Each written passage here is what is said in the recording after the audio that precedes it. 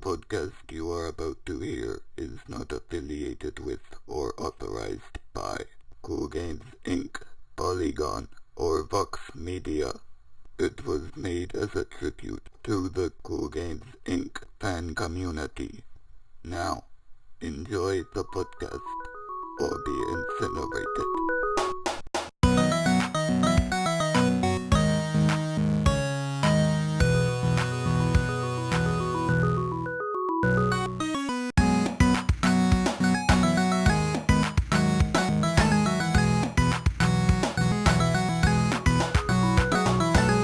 Hello and welcome to CoolGames Inc. Vancouver. It's an advice show for the modern era. I'm your oldest brother, Euan. I don't want to do this. Oh my gosh. That's the start of the podcast. Welcome to CoolGames Inc. Vancouver. It's not an advice show for the modern era. It's a game design podcast based on CoolGames Inc. and Life's a Pitch. And I am Euan though. That part was true. And I'm Spanky at SpankyWorks on Twitter, and also nothing else. I'm basically only on Twitter, and I barely use that. Great. So I guess before we get into it, should we tell people about all the new places that they can find us now? Yes. So our podcast, you can find it at spanky.works, which is the stupidest website. It is on iTunes now, Google Play Music, TuneIn, which I think is like a thing Amazon Echo uses or something, so you can tell your Amazon Echo to play us, I think, or maybe not. We're on Acast, which I think is like a commercial one with, I don't know what it is. We're on Acast, and we're also on basically all of the other, Stitcher. We're on Stitcher. Basically, we're in a lot of places. Wherever podcasts are found, pretty much, is where I tried to get us. And we're on, I think, all of them now. So if you do not want to use iTunes or do not want to use the website, then basically whatever you use should have us. We also have a Twitter. It's at CoolGames Inc. VN. And cool, obviously, is spelled KEWL. And we also have an email, CoolGames Inc. VN at gmail.com. I think we're going to get another email at some point, but for now, email us there. And you can also put it on the Reddit. We'll probably see it there. Or on YouTube. We're on YouTube, so comment on YouTube. How did Punch Beginner go? Punch Beginner. How did it do? Okay, so this is a hard one. I said several times in the first episode that Punch Beginner, we were free to use the name, because my justification was that that they gave us money. So we basically could just, use the name. That turned out to not be legal. It's not the case? At all. No, we so Punch Beginner, they shut down, but also it turns out that their lawyer team just basically works for free because they're Hellspawn, and they were not okay with us using the name Punch Beginner. Oh. So that game never actually existed. Do you think there's any lessons to be learned from that, from using the name of something that already exists and being shot down by lawyers? I think we've learned our lesson now. That's not going to happen again. Yeah, there's no danger of anything else like that arising again. No. I did get a letter from Conor McGregor telling us that he was just really disappointed. I mean, he was super enthusiastic about Punch Beginner, and he just lost the fight, so he's been really bummed. But sorry, Conor. Thoughts and prayers. I've got a suggestion here from Lifting, who this came through a direct message on Discord to me, and you know that I think all video games are basically bad except for Paper Mario for the Nintendo 64, and this is the perfect pitch for me because it keeps that spirit alive. The name of the pitch was Vapor Mario. I'm excited. Oh, I am ecstatic for Vapor Mario. I don't have a full idea for Vapor Mario. I just know that everything about saying Vapor Mario makes me happy. Yeah. So I'm not disappointed with this at all so far. Do you have any ideas for Vapor Mario? Well, I think I know that Nintendo will not be opposed to this after the kind of content that made it into Rabbids Kingdom Battle Mario dabbing. Oh my gosh. Could Vapor Mario be just a dancing game, but with dabbing? So it's Mario, that Dance Dance Revolution Mario game, except the only dance move is dabbing, and he's also vaping at the. It's like a dab off. So in some of the Mortal Kombat games, they have these mini games where you just like break a bunch of bricks and see how many you could go, and it's just like that, but you're one of the Mario franchise characters, and you just hit a bunch of dabs, like you do a whole bunch of dabs, and like you just like that's how you build up your points, and the way that what you win for getting the most points in Vapor Mario is like just the fattest rip of a vape.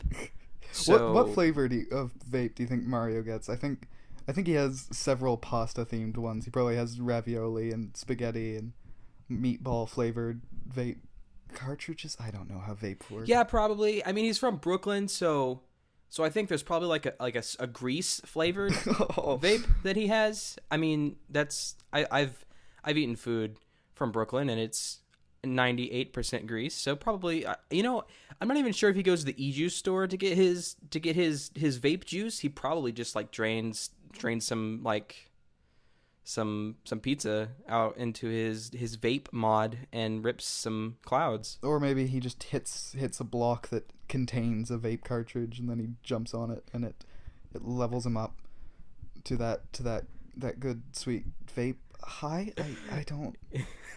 I'm not really entirely in my comfort zone talking about. I don't know. So Vapor Mario would probably be a mobile game then. Because it's for them millennials. Right. So it's got to be a mobile game because you're not just gonna sit down and play hours of this. You've got to. This is like a they're browsing Tinder. And like we send them a push notification, and they're snapping the chat. It's like, oh hey, you haven't hit your dabs today. Go ahead and do some dabs in Vapor Mario. So you swipe open the app, and you can see your friends who you've connected with, and how many dabs they've done today, and all their vape clouds they've been ripping, and so being a mobile game, it's gonna have more like a. I don't know if people will binge it, but they'll keep going back to it. That means, of course, that for the icon, we've got to do that like icon that every mobile game seems to have, where it's like the main character is like yelling in the icon. Have you seen like all the different mobile games that have that as their icon? I mean, I'm familiar with a few.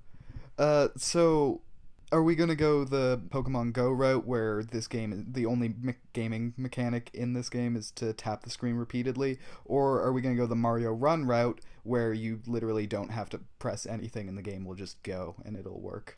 Do we want people to work for the dab, or is it a human right that we guarantee them via this video game? I think that you tap to dab, and maybe there's a rhythm function in it where you have to pause between dabs to rip a vape to hit a vape. So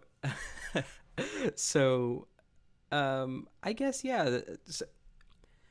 Mario Run kind of does itself. Pokemon Go kind of makes you do it, and I think we should be encouraging our users to be active, because if there's one thing you can say about the vape community, it's that they're very active.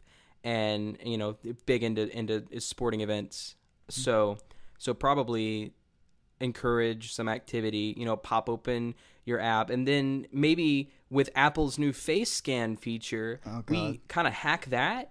In their new iPhone 10, and have like a dab scan feature, so you unlock your iPhone 10 with your face normal. Then you open up our app, and to make sure no one gets in and steals your vapes or your dab score. We have like a dab scan technology that we just kind of like, it works like face scan. You just hold it out and then you hit a sweet dab And if you think about it, the way that you do a dab, like one arm is kind of like extended out. So that's the perfect pose for scanning your dab. Yeah, and as everyone knows, every dab is unique. It has its own Completely unique. It has its own DNA, which stands for dabbing, not abbing. I don't know if that counts as a joke. No, it doesn't. It doesn't count as a joke at all. Okay, edit it out. Should we do something else? Let's do anything else. Vapor Mario is a great idea. Thank you, Lifting, for suggesting Vapor Mario. Okay. But we need some more suggestions. What do you got, Euan? I've got one from Mal Havoc. Thank you, Mal Havoc. This one was like directly for us. Trains in Space. A simulation game about trains in space. You can do stuff with these trains that are in space. Maybe you can drive them or pick them up. Maybe even climb them. Do what you wish. Okay, so the name of the game is Trains in Space. Mm-hmm. So a normal train can only go forward and backward, but I think a space train can go sideways and slant ways and long ways and back ways and square ways and front ways and any other ways that you can think of. Can I ask, what exactly is the purpose of a train in space? Like, what does humankind have to gain by sending a train into the ether? I think that can be open for interpretation, but what's more interesting is what's happening on that train in space. So maybe we have some Mystery on the Orient Express type thing going down. There's some Imagine Dragons music and a bunch of actors, you know. Have you played The Witness? That's all I know about that movie. I have not played The Witness. Okay, so The Witness is a game by John Blow, who is a good game designer, but also kind of makes games that are like deeper meaning-y. That's not a real adjective I just used. But so I'm getting, since trains don't have a reason to be in space, really, and you've got that kind of like deeper meaning, why are trains here narrative going on. I think the gameplay is probably going to be a lot like The Witness, which gameplay in The Witness is kind of like you walk to something and then there's a puzzle and then like you do the puzzle, and as you progress, like more and more challenges present themselves in puzzles and they create new rules. The puzzles are all pretty similar, but I am interested if this was a story-based game where you're on the back of the train and you're trying to figure out why this train is in space, and maybe it's sort of a Snowpiercer situation where there's different classes and levels on the train and stuff like that. But also with the fact that the train is in space, and so it's probably going to be like zero gravity. I would definitely be okay with more zero gravity in games. Like I think I played one of the Black Ops games, I think it was. I don't know. I don't actually play them, but I played the story mode of one of them for a bit, and it had a bit where you were jumping around a spaceship shooting people, and it was way more interesting than any other Call of Duty I've played. But it's on a train, but there's Witness puzzles. So Space Trains is the blend that everyone's been clamoring for between deeper meaning, over narrative, The Witness games, and Call of Duty, fast-paced action with trains in space.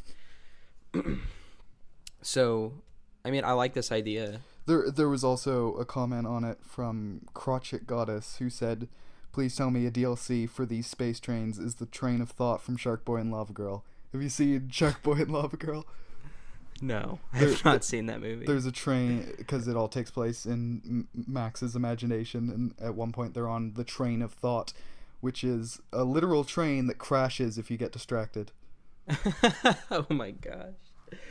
Okay, which that could be a game by itself. Maybe it's like a Guitar Hero rhythm game, but you know how in Guitar Hero you can see in the background people playing a concert. You have something going on there that is trying to distract you, and maybe there are effects that fall in front of the rhythm game that's happening. But That's a completely different idea, and it has nothing to do with anything we've been talking about, but I think it is genuinely a game I would play. Okay, so for core gameplay, this might be a stupid idea, but are you at all a player of the Kingdom Hearts games?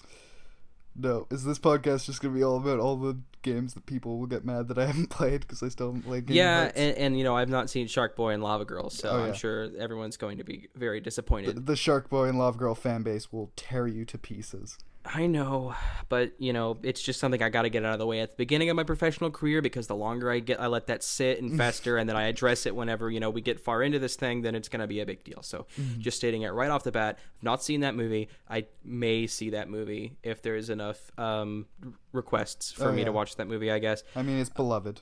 But so you don't really have to know what I'm talking about with the Kingdom Hearts thing. There's a level where you go to the Little Mermaid world, and not really part of it, but a mini game in it, which is necessary. So I guess it's like a necessary mini game.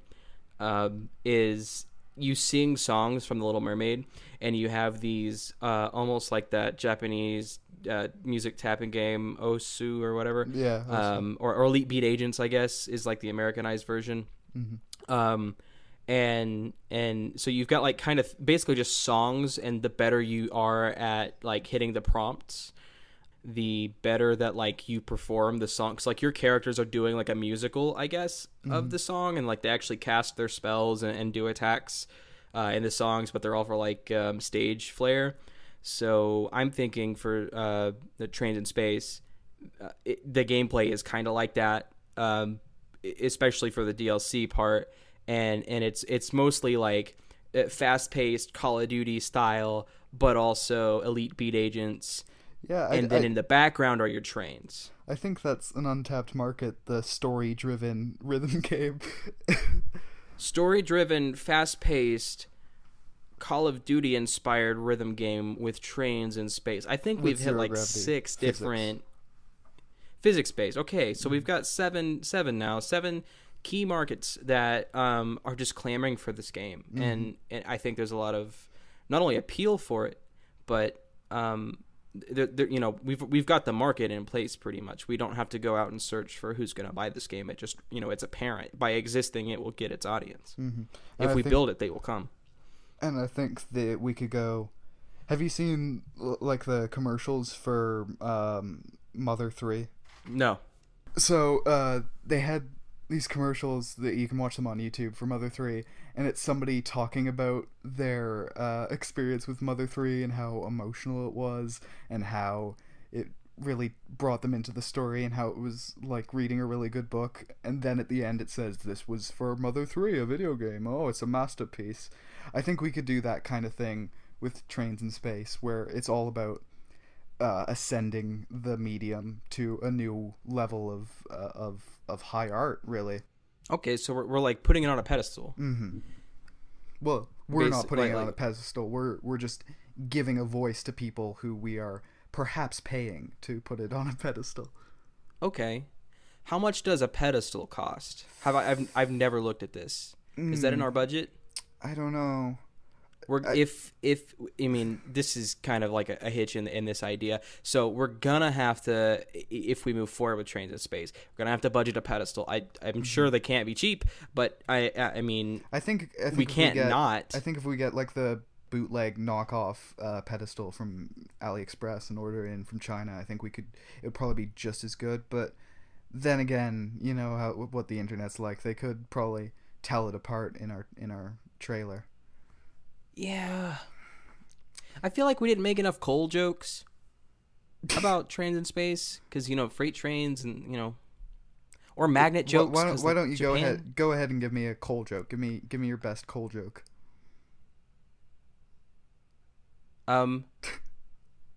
So Cole. Yes, said Cole. There it is. Let's move on. There we go. We got it. What have you got? Okay, this suggestion is from Mr. Apple. Also a message to me on Discord. It is a tactical RPG based around online flame wars. Okay. So So there are different teams that are decided at the beginning. So I think they're going to be different religious and political standpoints, and Yeah, I'm thinking stupider. I'm Stupider? thinking like, whether you like Dragon Ball Z or whether you don't like Dragon Ball Z. right. I'm thinking. So we talked a lot in the last episode about augmented reality, which I think I called the wrong thing Yeah, like 5 times. altered reality. Right. I'm thinking that this is kind of like an Oculus device, where you just browse the internet, and our game is an overlay onto just the normal internet with, like, when people are typing their their comments about why your favorite anime is bad, or all the other things that the internet likes to do. I just had a great idea. I think we sell it as this is an overlay for your usual internet experience, but actually when they download it, it is a simulation. But we don't tell them that, but it is all scripted and written. And I think that it's a social experiment where they get into an argument online, and it spirals way more out of control than it would in real life, to the point where anything, like, you try and go on Google and it's just news articles about how you're hated by the world. and then I think you'll see articles about how North Korea is declaring war on your country because of what you said on the internet. and the people playing don't realize until some reveal point that this is not their actual internet experience. We've goofed them. Do you think this will run into any ethic questions or problems? Well, I think the motto that we have up on the wall here at CoolGames Inc. Vancouver headquarters in the Canada Tower is the Vancouver Tower. The Vancouver Tower. I'm sorry. Gonna make people think we're not actually in Vancouver. Yeah.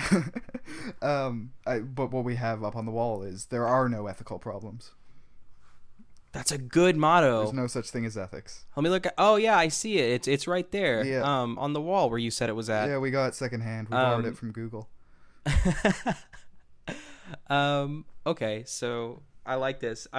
So if we're not paying attention to the ethical problems that might arise, because there are none, we've still got a few things to hit. Mm-hmm. One of them being, what happens when these people say, "Hey, did you see what I did? My country is now dead," but their country's not dead. I think it gives you the time.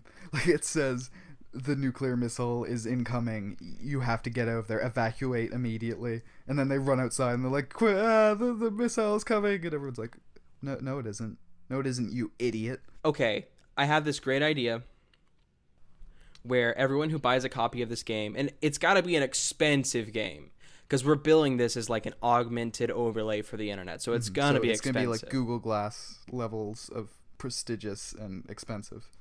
Right, so it's gonna be very, very expensive, but we're gonna cut corners everywhere. It's gonna be cheaply made. The game program is gonna be poorly done, because what we're gonna do is use all the money that we get from each person to pay Ashton Kutcher to just go and wait outside of their house, so that when they do, get scared by what they've done, the war they've caused, and run out, Ashton Kutcher's there, and he's, you got punked. and that means that, once you've introduced Ashton Kutcher into the mix, everything is legal. I thought where you were going with that was that you'd go outside and Ashton Kutcher is dressed up as the ghost of Steve Jobs. And he says, "Look what you've done. You're dead now. You're with me. You're with me in computer heaven." Maybe there's multiple endings, and we just leave it up to Ashton.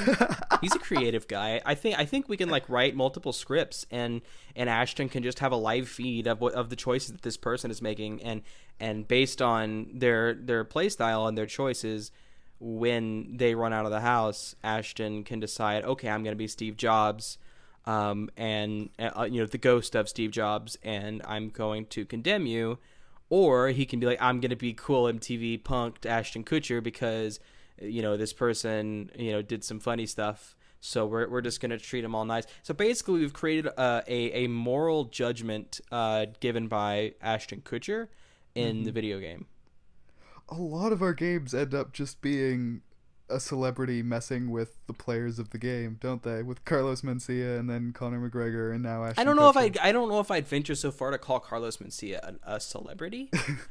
But yeah, so I think, and the reason I think this is half because video games are bad, and half because I don't like programming video games. I feel like I have this bias because I'm a programmer that when it comes to deciding how to make video games, I always want to like pitch something that comes with the least possible work that would involve me doing it.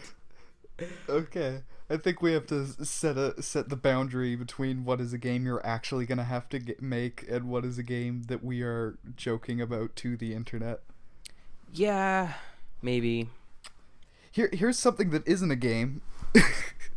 Because if CoolGames Inc. is allowed to do an episode that ends with their game being the movie The Prestige, except Christian Bale is a goose, then I think we're allowed to do at least one movie. And this wasn't even... I think so. This wasn't intended as a movie, but Okay, so this is another one from Liffy, who said, Pez. I have not played the critically acclaimed 2D platformer Fez. Have you played that? Yes, I played Fez. Okay. Well, I don't know how you make jokes about Fez except it's a Pez dispenser. But what I am interested in is the possibilities for a Pez movie. Because, in the age we live in, where there's Lego movies and emoji movies, it's all that you need to make a movie is brand recognition, and Pez definitely has that. Oh my gosh. And I think this is so good. I think we could make the next emoji movie with the Pez movie. And I think this is just going to be fan fiction. I think it could have some Lego movie potential where we get a bunch of different pre-existing brands and intellectual properties to have their characters in it. I think if we pitch this to Disney, then we can just get most of them. We can get some Star Wars and some Muppets and some Pixar and all the different things that we need. But so the story that I have in mind for this is that the Pez dispensers are alive, and I think it's like a Toy Story situation where they have the same thoughts and feelings as the characters that they are meant to portray. But also, every now and then, a child will tilt open their head and a candy will come out, and they'll be in utter agony for about a second or two. So they have to reconcile their love for their owner, because, Woody loves Andy, all the toys love Andy. Mm-hmm. So they have to kind of reconcile their love for their owner, who plays with them and treats them right. Would you love somebody a giant that picked you up and tilted open your head and ate what was inside and then closed it and put you down? I think that would be an entirely fearful relationship. You say that, and I'm having an epiphany about the movie Toy Story. Mm-hmm. That I never, bargained to understand. I never went there in my mind. Wouldn't getting played with by a giant also be pretty horrifying? Well, yeah, it is. If they're they love Andy, and you bring up a good point. That's agony and so on. But kids are evil little bastards, and Andy, definitely throws his toys around, as you can see in the Toy Story movie. And they all tend to still like him, even though... there was that Squeaker. You remember Squeaker? I remember Squeaker. Poor Squeaker. That movie is just about people having Stockholm Syndrome about a gigantic child abusing them. Yes, and I think the plot of the Pez movie is going to be about the Pez dispensers revolting against the children. This is going to be the Toy Story movie that needed to happen. Yeah. Instead of the fun one with the toys and Happy, this is going to be the revolution style Pez movie about rising up and attacking the oppressor and killing all of the children. The happy ending of the movie is that all of the children are dead at the hands of the Pez dispensers. So if we can spin a movie into a happy ending where the result is the death of many children, of all of the children, Spanky, I don't think you understand. All of the children have to die. Right. So I think that if we can spin that as a happy ending, we've basically earned the Golden Globe. Let's be real here. We're not going for an Academy Award, but I think we'll probably get the Golden Globe for this one. I'm pretty sure they just give them out. The other thing I thought about the Pez movie is that we need like a Gene type character, an Emmett type character, who is the completely normal, another brick in the wall Pez dispenser, and he has to be an original character because that way we can sell the toys. And so I looked up what the completely original, the first Pez dispenser was, and it's a lighter. Like, if you look that up, it's just shaped like a cigarette lighter, except it's full of candy. Oh my gosh! So I think that's guess our main character. It's a talking lighter, a talking cigarette lighter Pez dispenser that kills all the children. So maybe he burns them down somehow. He gets them all inside of an orphanage because he kills all the parents as well. I think they kill all of the humans. Because there are, every now and then, a nostalgic adult who will indulge in a Pez dispenser and put Elsa through terrible agony as her head is tilted open and her insides are eaten by this man-child. Oh my gosh. Yeah, I mean, I think it works. I think we've got a product there. Yeah. But I don't think the podcast is over, so let's put a pin in that. Yeah. I have one here that's from the Reddit, from the subreddit. This is from Tugboat Navy, and it's a picture submission, so go look it up if you're listening to this, because I guess, but it is, boy syrup. I'm sorry, what? It's not oh boy syrup. This is the label on a syrup bottle, but it doesn't say oh boy syrup. It says oh boy syrup. So we're surprised. We're surprised about the boy syrup. We're surprised that this syrup is in fact, I think it's made from boys. Which, okay. So maybe you're a boy in a boy syrup factory, and it's an odd world type scenario where you have to overthrow the businessmen at the head of the company and stop them from turning all the boys into boy syrup. Okay, a better idea. We have this theme where we're the underdog. Let's go full corporate. Let's be the top dog. We are the corporation. Oh. And basically the whole game is judging boys based on their syrup ability. Yeah, their syrup ability. So you'll get some come in and they'll be like, "Hi, mister, I'm Timmy." And you're like, "Okay, Timmy, tell me." So you're basically, it's like an interview simulator, like you're interviewing employees, but instead of employing them and giving them a wage for work, what you're doing is squishing them into a syrup and selling it to consumers, which I guess are in need of boy syrup. Mm-hmm. I think this very dark theme of game is very popular right now with stuff like Binding of Isaac and 2D boy games like World of Goo and Little Inferno. I think this kind of very gothic story for a game it sells these days. Yeah, I think it makes sense. Mm-hmm. It's also something I don't want to talk about for an extended period of time. I agree with you there. I like the comedy of the initial joke. Mm-hmm. Not sure if I'm willing to commit to a long running segment about this. Mm-hmm. So I'm gonna take this aside to say Mario has nipples. That was news that broke in between the last episode and this episode. So I'm just gonna try and segue very casually from boy syrup into Mario nipples. I'm sorry. Is this a suggestion or is this an actual thing that happened? This is a suggestion, Okay. because it's a meme image that I'm seeing, which is the 1980s educational Mario video game called Mario is Missing, but the text instead says Mario has nipples, but it's still the same image. So and Mario is Missing, Luigi is looking for Mario, mm-hmm. and using education to and find Mario. I think if it's Mario has nipples, then it's Ouija. It's Luigi from the PC version of Mario is Missing. Yes. So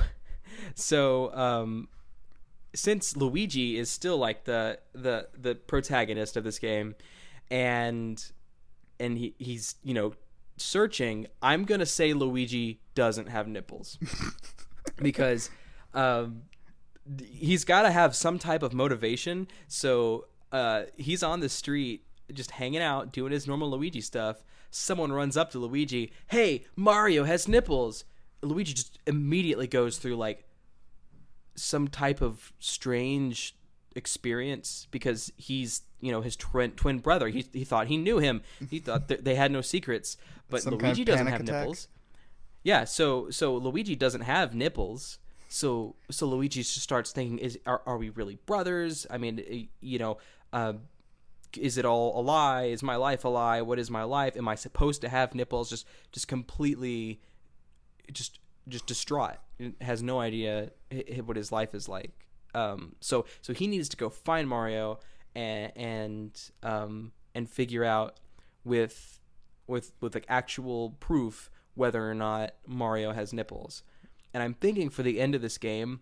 Wait, so is it like a dialogue driven game like Fuck Mr. Hatcher, where you're trying to talk Mario into taking off his shirt and showing Luigi his nipples?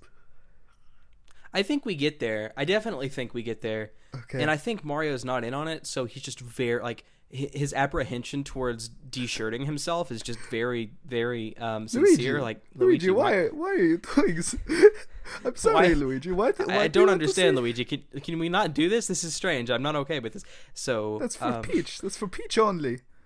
Yes, and also before we go any further with this, for anybody who doesn't get it, as I didn't until I googled it, this whole thing is because there was a shot of Mario running shirtless in the new Mario Odyssey trailer, and his nipples are visible, and yeah, the internet is split on his nipples, I think, and you've got the side of Nipplegate, the people where I find myself who are happy. Like we wanted Mario's nipples to be real because very few things can root us in reality, like one of our favorite franchise characters being human enough to actually have nipples. And then you have the other side of people who are just wrong.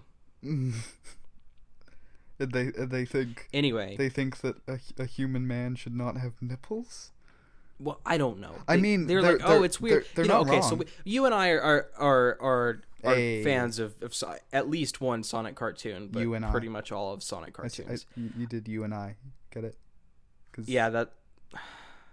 I was trying to be subtle, but okay, there it is, the you and I joke because your name's Euan. Mm-hmm. Now I'm gonna wait for you to try and subtly slip in a Spanky joke, and I'm just gonna completely ruin it for you. Okay. So, like, the Sonic cartoons, sometimes they'll have like Sonic without gloves, Sonic with his feet. Are we really going to talk about Sonic's feet? I'm not going to go that far into it. I'm not mentally prepared for that. I have to have some meditation before I really delve into that. But I just want to say it's weird because it's like a mascot character, but Sonic's not human. So like I feel like that doesn't apply to Mario. Mario is human, so like not having nipples is a little weird. And I think that just a tangent I won't go into. Maybe we'll explore it later. Link in Breath of the Wild does not have nipples, so I think that's like canon Nintendo proof that Link's not a human. So maybe we're gonna have like some type of alien first person shooter game with Samus Aran and Link. He's a Hylian, right? Hylians aren't technically humans; they're elves of some kind. Sure, I guess. But I wanted to say that have you played Metal Gear Solid 5? No, because that would mean that I should probably have played all the others. When did that game come out? Because this is a spoiler, but I waited forever to play that game, so it's newer to me than I guess it is to most people. So I guess like this if you haven't played the game and you really can't handle the spoiler, skip ahead like I don't know, like a minute and a half, because I probably won't go that much further with it. But in Metal Gear Solid 5. At the end of the game, like you think you're Big Boss, the main character, and then like at the end of the game you realize, oh, you're actually not. You're like a body double person. which becomes very apparent that you're probably not Big Boss because you never ever talk about being Big Boss or like your memories from the previous games in the entire game. So it becomes pretty apparent that something's up early on in the game, and you think it's amnesia, but I'm thinking it's kind of like that, where Luigi will go through the whole game thinking he doesn't have nipples, and then in the final confrontation with Mario, where you actually do get him to desshirt himself, Mario is like, brother, you knew I had nipples this whole time. You have nipples. And then, like, even though we've seen Luigi shirtless before, it's like a Hideo Kojima mindfuck where Luigi looks down and the screen goes all blurry, and we have flashbacks to his childhood of like when he's playing in the pool doing some I don't know, Mario activity. I just want to remind you that everything that's happening in this series of events in this montage, it is still Ouija. It has to be Ouija. Of course it is, yes. And so Ouija is like flashback to when he was like playing maybe in the pool or on Yoshi's Island or something, like, and it's just like he turns to face the camera and wave at like the perspective of whoever it's from or whatever. And like you can see nipples on Luigi, and then Luigi looks down his chest and just like completely rips off his shirt and bares his chest, and he just breaks down at the fact that he actually does have nipples, and it's kind of like a mindfuck to the player, because every time the player's checked throughout the game, Luigi hasn't had nipples until right now, so we just pulled the rug out from under him right there. Or if this might make it so that we don't have to lie to the players throughout the game, what if he just has a lot of chest hair and he cannot see his nipples from under it, so where it's like, brother, and he puts his hand on his chest and he pulls up the hair and you see Luigi's nipples. I don't like that idea. I mean, that is definitely the easier method to go through. Somebody better Photoshop for us a shirtless Ouija with hair. But I really like the idea of being like Hideo Kojima and screwing with the player, and like maybe he does have chest hair, and like the first thing the player thinks is, oh, well, it's the chest hair. So like there's a mini game where you can shave Luigi's chest hair, and still there's no nipples. So like the more, but maybe that was a dream sequence where Luigi was checking if he had nipples and he didn't. And okay, we can use that for like a funny / like nightmare thing, where like Luigi does lift up his chest hair and then sees nipples, and he wakes up from a dream all cold sweat and then runs into the bathroom, and that's when the mini game starts. You gotta like shave Luigi's chest, and then there's no nipples. Great. What are we calling this game? I guess Mario has nipples. I don't know. I just wanted to say, I think the people who are upset that Mario has nipples, I think where they might be right is that, why do men have nipples? We don't need them. Maybe that's what they're talking about. They're not saying that Mario shouldn't have nipples. They're saying that men should not have nipples. Maybe that's why they're upset, and they just haven't seen. They haven't seen a man before, and Mario is their first experience with a shirtless man. Maybe the internet is aliens. I think the internet is all aliens. Okay, I'm on board. I guess I thought I might have something to bring up in that, but if we're just gonna go with the internet is aliens, and like the reason they're upset is because they've never seen a human person without a shirt, and they're just confused at first, and they were doing their natural, because they've learned internet culture just freaks out about everything, so they got mad at like, whoa, what are these dots on his chest? And then like the humans, like the verifiable humans, like, oh yeah, nipples, cool, and then the aliens were like freaked out. They didn't understand. That's not as good as the Luigi idea. Okay, here's one from Ninja Muffin 99. You're 8 years old. Can you acquire wine without getting arrested? 8 years old? You're 8. Yes. I think. Is there a valid like reason for you needing wine? You want to be very, very cool and drinking the alcohol and watching the PG-13 movies. And okay, so I'm thinking Dishonored style, like multiple method of playing the game, where you can like kind of like chaos mode, just run into the store, throw throw sand in the eyes of the attendant at the corner shop. Throw dirt that you picked up off the ground outside. Yeah, like run to like the liquor cabinet of the store, grab some wine and dash out. Or you can have like stealth mode where you are three children in a trench coat. So my nickname is Spanky, and it's nothing lewd. It comes from my visual similarities to the actor who portrayed Spanky in the 1990, I think 3 or 4 movie, maybe 1992 movie, Little Rascals. In that movie, there's a part where they actually are 3 kids in a trench coat trying to, I believe, apply for a loan to pay for their race car that they want, and it doesn't work. But I'm thinking like there's more than just stealth and chaos mode, but like depending on the route you go and like the people you interact with, you either get supernatural powers or you get like almost like charisma styles powers. So like depending on your choice, or strength powers. So like if you go chaos mode, like the more shop attendants you punch for wine, the stronger you get, so you're better at punching shop attendants, but also you become kind of a menace, and like even though you're the cool kid, some kids don't want to hang out with you because you're mean. If you go stealthy, you basically find some characters who are into some really weird supernatural shit, and you gain the ability to maybe, I'm thinking like you find the kids from Stranger Things, right? So it's kind of like that. I think this would be, you got these upside down world powers to like blink around and manipulate electricity, and that's how you fool the shopkeepers. And then there's like a charisma route, which is where you meet like some really like cool kids, like they're just like get out of town, they're so cool.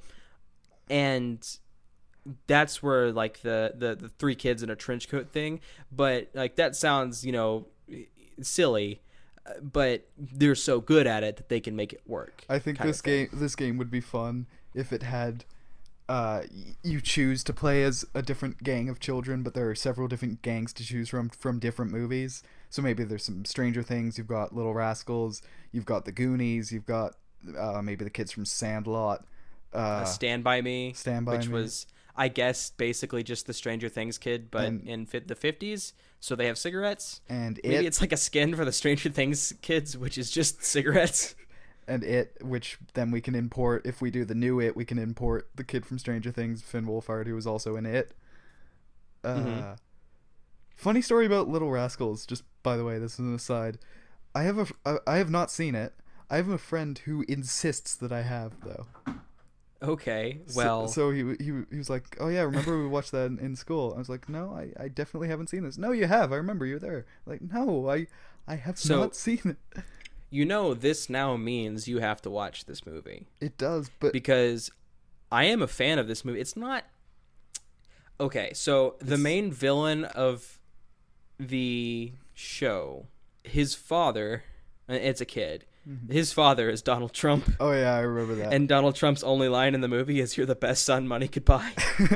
So, like, it's just like it's not like it's relevant now, obviously, because it was almost 30 years ago now when that movie was made. But I just think it's funny that like, oh, okay, that's cool.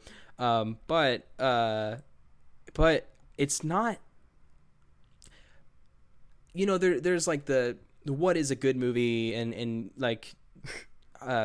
Kill Bill, that's a good movie.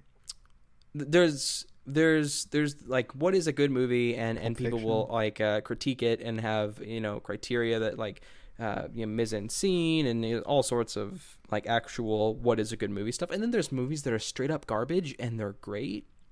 Yeah, I get that. I think you're an appreciator of these types of movies. Yeah. I am very into Speed Racer and Tron Legacy, so I get that entirely. Okay, I'm going to go ahead and just say straight up front, Tron Legacy is just a good movie. It's not a bad movie that's good. It's just a good movie. Yeah, that's fair. Speed Racer less so, but Speed Racer, I can't do Speed Racer very much. something about watching it it's pretty makes manic. me kind of sick.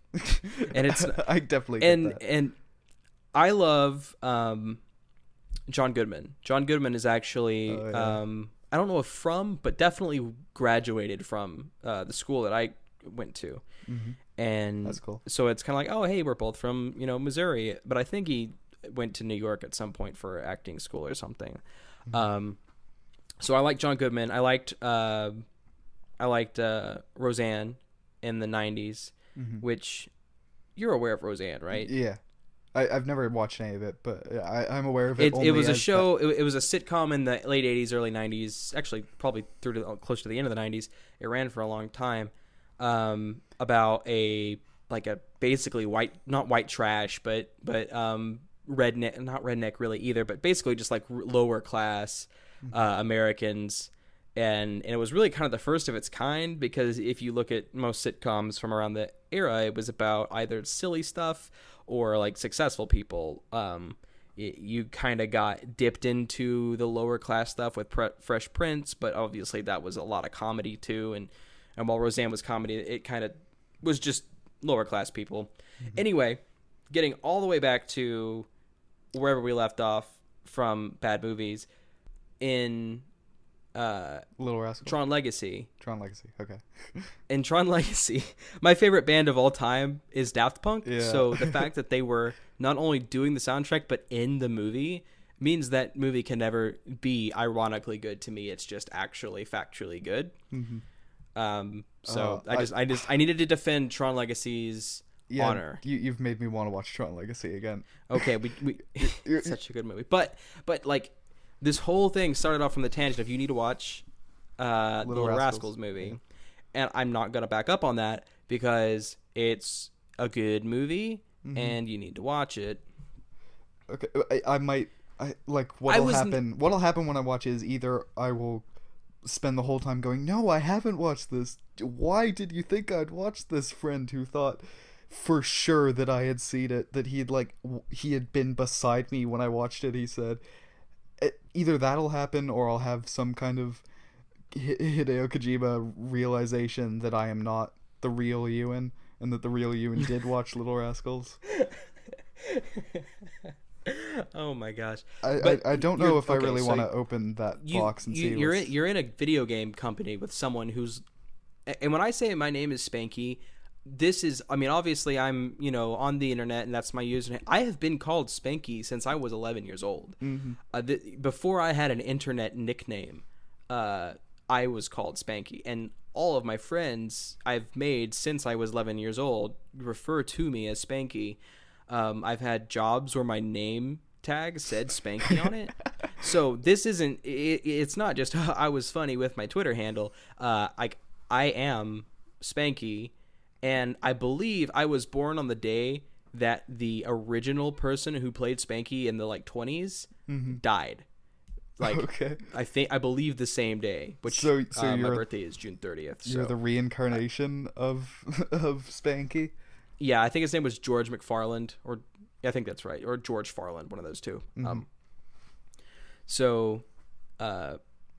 We went on a huge tangent. Yeah, about we're a video game why podcast. I'm Spanky, but basically, what the whole culmination of that is, you can't not watch that movie now, because I'm named after it. You're doing a game show with me, or not a game show, but a show about games. So what's the list of things that I have? So I have to watch that. I have to watch the Goofy movie. You said I have to play Kingdom Hearts and The Witness.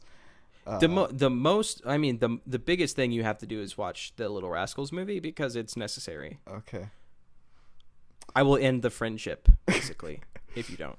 Oh, great. Oh, yeah, and I won't feel any remorse for it either, because I'll know that we were never friends to begin with if we can't share the love for the Little Rascals 1990. Is it more important than me playing Paper Mario? Which of those two? I refuse to answer this question. Because it's kind of like, is it more important that I breathe oxygen or drink water? It's like, no, you have to do both. I'm not lifting that. If you get to keep one of your two sons alive, which one would it be?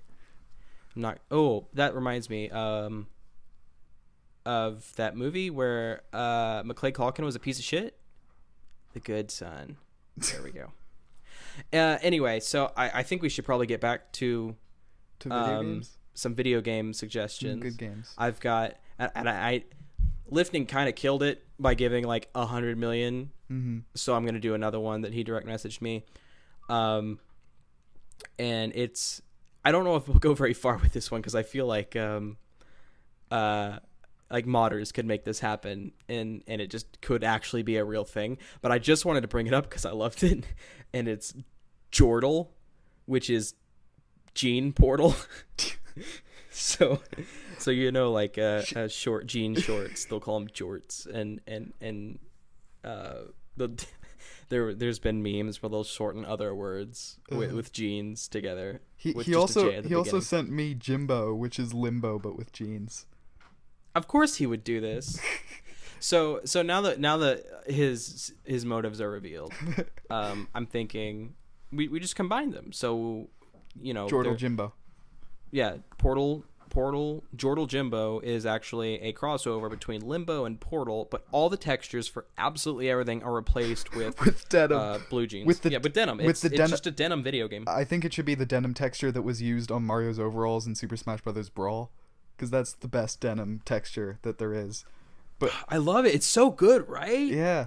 I remember I was in high school, I think, when that game came out. Mm-hmm. Surely. I mean, yes, because the Wii. Mm-hmm. But like Mario up until that point, like, you know, his overalls were just blue. Yeah. And then they showed like a trailer for Brawl. And like even in Melee, they were, I believe they had a texture on them in Melee, but it was kind of like a purple, like it just threw a little purple in there, so it looked like there was a texture to it. Yeah. And then in Brawl, it's like, oh my god, that's like, there's denim on his like those are canon denim overalls. He went to Gap and picked up a pair of overalls, slapped them on. Now he's gonna go beat some ass. Can we talk about how much better Brawl looks than Smash 4? Because like, everything about the visual aesthetic of that is just objectively better than it is in Smash 4. It's way more consistent and like streamlined. Like they tried to make it like all of those characters that are from completely different games. They sell the idea that those are all in the same universe now, in a way that they just totally don't in Smash 4. They're just like, yeah, whatever, we're mashing everything up. It's true, but Brawl doesn't have sexy Shulk, which makes it inferior insofar as characters go. Is that not in any of the mod? They must have done a mod for that. There's so many Brawl mods. Sure, they've modded it, but we don't do mods. We make games. Yeah. The modders, they do their own cool stuff. Mm-hmm. We're in the games making business, so I've got to keep my opinions based on like what the companies actually churn out. And when it came down to it, I don't even think Shulk existed at the time, but a game with sexy Shulk is always objectively better than a game without sexy Shulk. Mm-hmm. So I really can't give Brawl the overall award there, but I'll agree with you on like the visual, because they tried to make the storyline where they were all together, and so visually they all kind of had similar aesthetic. And that's so good too. The Subspace Emissary is just fantastic. Like, I guess there are people who don't like it in terms of it being like repetitive or whatever, but it's way more interesting than just playing classic mode over and over again because I have no friends. So if we're doing Portal or Jordal, which is Gene Portal is a short Jordal Jimbo. I think it's got to be a crossover. Jordal with Jimbo. Limbo. Well, if it's with Gene Limbo, Gene Portal. What I was thinking, if it's Portal, then Portal is a short game that people probably, like, a lot of people know that game like the back of their hands. If you can't see anything because everything is genes, except for, well, like, you can see the shadows and the outlines of everything, but you can't see the color of which portal is which. I think this game is a challenge for people to see just how familiar they are with Portal if they can play it without, like, are there people who play Portal in black and white? So I'm sure there are, yeah. I mean, you're as colorblind. Someone who's colorblind, yeah. As someone who's colorblind, blue and orange are contrasty enough colors for most colorblind people. But if Portal was green and red, green and red would create a big issue for me. What is Christmas like for you, by the way? It's mostly brown. That's festive. Describing colorblindness is difficult in general, because what does X look like to you? To me, like, if you say what does green look like to you, to me it looks like green, but what I see for green and what you see for green aren't the same thing. But I still think things are green Yeah. because I have been trained to know that green is a color. Yeah. But yeah, so I'm thinking, Limbo is also kind of a short game. So I'm thinking that it's like, those movies that come in combo packs because like the distributor still has the rights to both of them and they'll lose them if they don't keep selling the movie or whatever. So you'll get like just 2 Arnold Schwarzenegger movies. Like, oh, here's a Terminator 3 and Predator combo pack kind of thing. I'm thinking we just kind of do this and it's just like the Gene combo pack. Or we could call it the Gene BOGO game sale, which is BOGO, buy one get one. It's pretty common for department stores and clothing stores to use that acronym. And also I don't think it's an acronym. I think acronyms have to spell something, but whatever. I'm thinking if we just kind of combo, like we hack both games, replace all textures with genes, slap them together in a combo pack, kind of like the orange box, but it's the gene box. I think legally speaking, we can own the games if we've changed all the textures to genes. Especially if we own the genes. They can't claim the rights to images. Of course, from we the don't textures because we're from using genes that we're using Smash Brothers Brawl genes, so of course we don't own the genes. Yeah, but they're so lifelike. Nintendo probably won't know either. Yeah, it'll be just so realistic. It'll be like you're playing.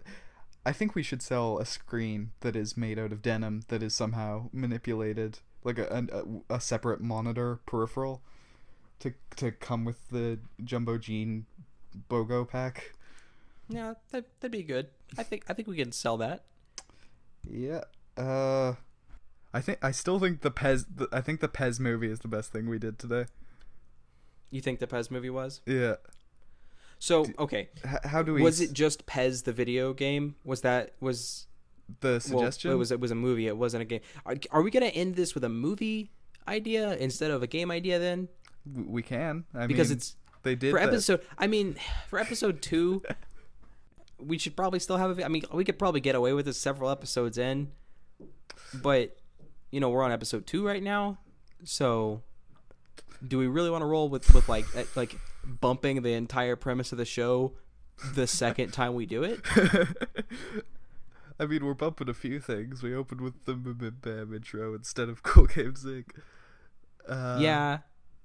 It's all about keeping them guessing. I think our... so this is 20 Serpentine. We're going to zag on them. Is that what you're trying to say? I think we have to... That's right. You don't listen to New Bim Bam. You're like 100 years behind. Which one is that from? Okay, so every year they have... I'm getting into... This is just talking about... So meta, I'm just talking about McElroy stuff. Every year they have like a nickname for the year. And the nickname for 2017 is 20 Serpentine, and the theme is zag on them. So when they think you're gonna zig, you zag on them. Okay. Nice one. I'll just add that out and I'll pretend I got it. Nice one. Nice. lit joke, Spanky. I'm glad you liked the joke. So I think this is all okay if we also do the movie tie-in game. Yeah. Okay. So if we just the title of this episode will be Pez the movie, the video game. Exactly. Yeah. So then we've basically went over in all of the Pez the movie part, like the premise of Pez the movie. So now we just need to figure out what the video game form of it is going to be, and maybe figure a little bit more about the movie itself in doing so. So you play as... We didn't even name the lighter Pez dispenser that is our main character. He has to have a really normal name like Gene and Emmett do. So his name is... Paul. Lin-Manuel Miranda. His name is Paul Lin-Manuel Miranda. Because if you add something onto a name, then it's yours, which... is kind of the theme of this podcast. Yeah, I think we got that. If it's a licensed game, I think it's just a generic third-person action game, isn't it? Well, yeah. So the movie, basically establishes the revolt, and if you remember to earlier, the idea is that we kill all of the children. So I'm thinking. So you're fighting the children. The enemies in the games, the mobs are children. So in Disney, you know, like all movies basically geared towards children have something dark in them, like, you know, like Mufasa dying and like, but they'll still get video like movie tie-in games.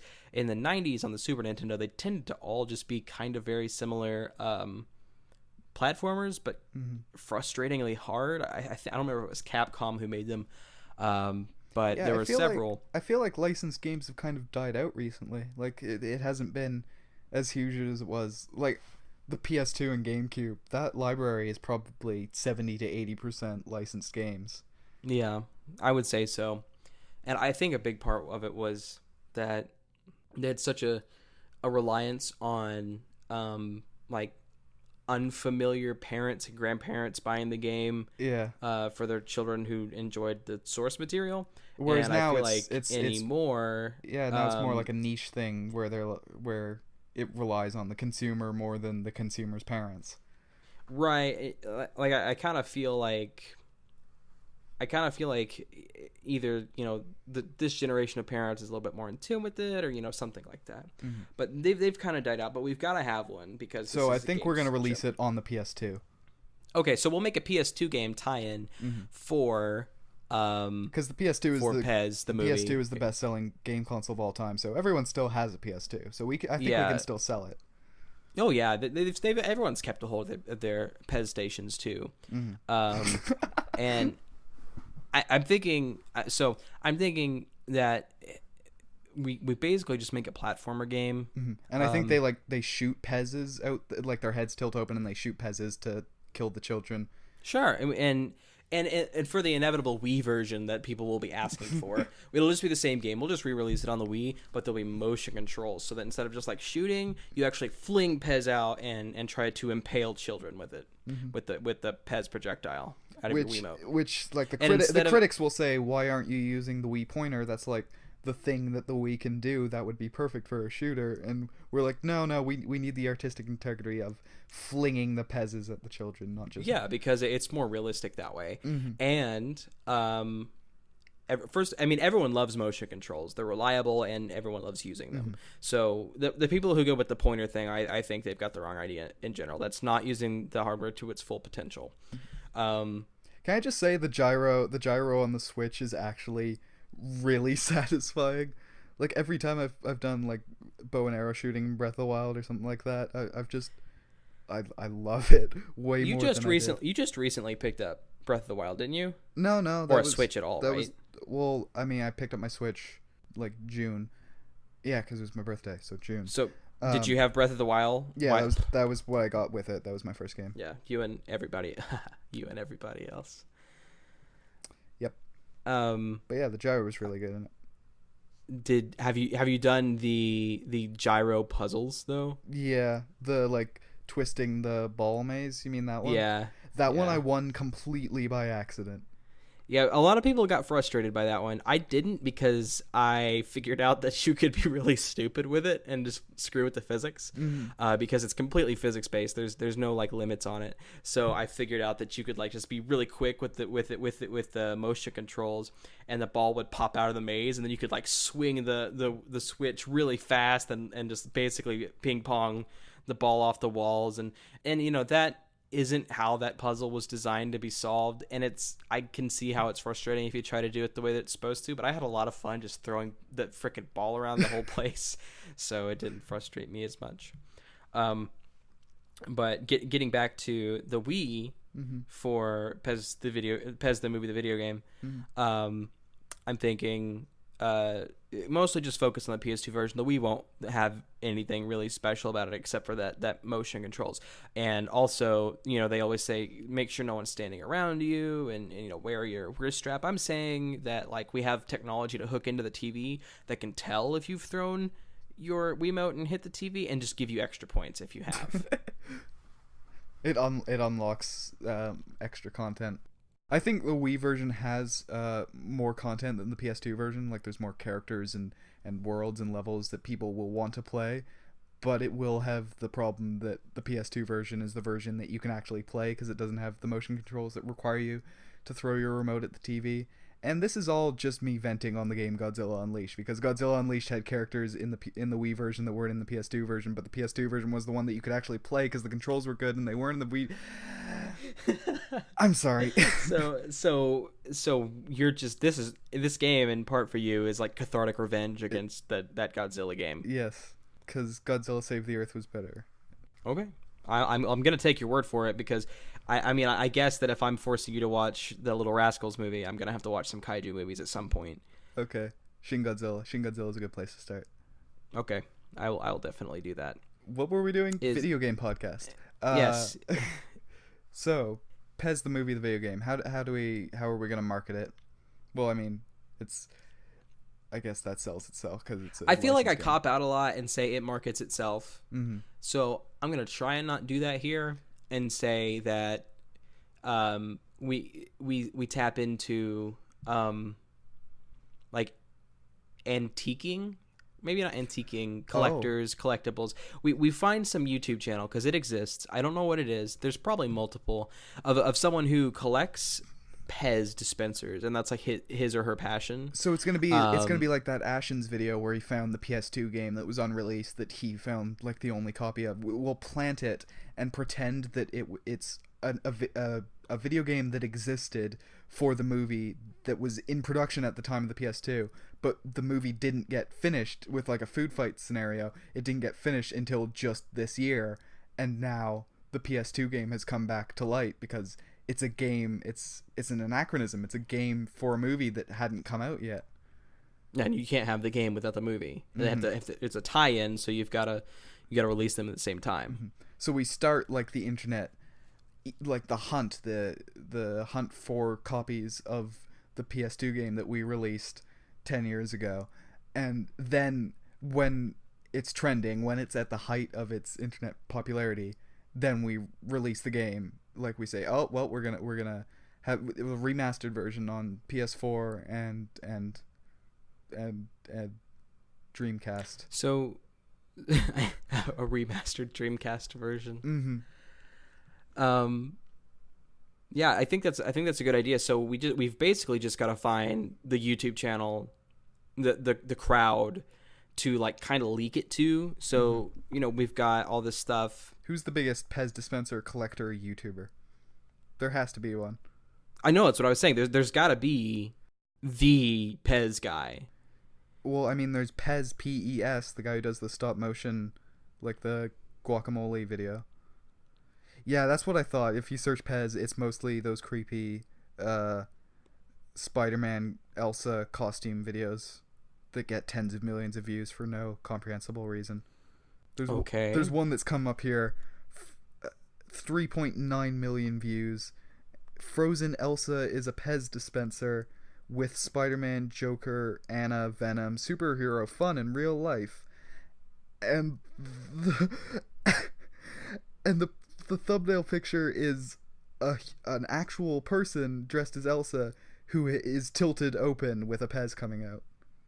Oh my gosh, what is the internet doing? And it's going into Spider-Man's mouth. For those kids.